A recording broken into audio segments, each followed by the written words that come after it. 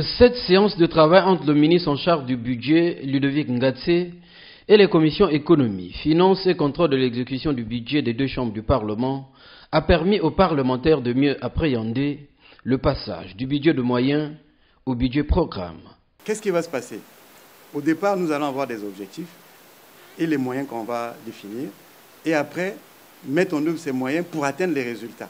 Mais à la fin de chaque exécution du budget, ça ne va pas se résoudre seulement par la loi de règlement de manière générale qui vous dit les crédits étaient de temps, on a utilisé temps, il reste temps.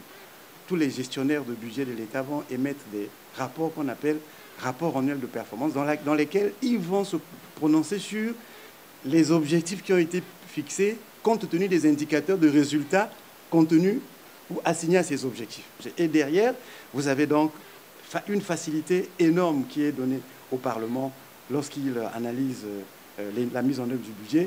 Mais en plus, il y a la Cour des comptes qui reçoit et la loi de règlement et les rapports annuels de performance. Elle a encore des pouvoirs beaucoup plus grands parce qu'elle peut sanctionner, elle peut juger, elle peut envoyer les gens en prison. Malgré les écueils qui se dressent dans l'opérationnalisation de ce nouvel écosystème d'exécution du budget, l'option du gouvernement à procéder de manière graduelle permettra de l'expérimenter progressivement. L'approche choisie par le gouvernement est la meilleure. Il y a des écueils, on passe par l'expérimentation.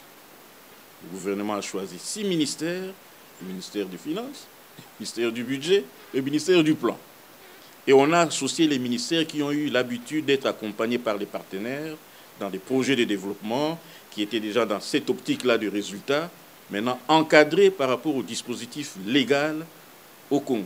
Pour accompagner la faisabilité du budget programme, le gouvernement bénéficiera dans le cadre du projet Agir d'une enveloppe de 60 millions d'euros à partir de janvier 2024.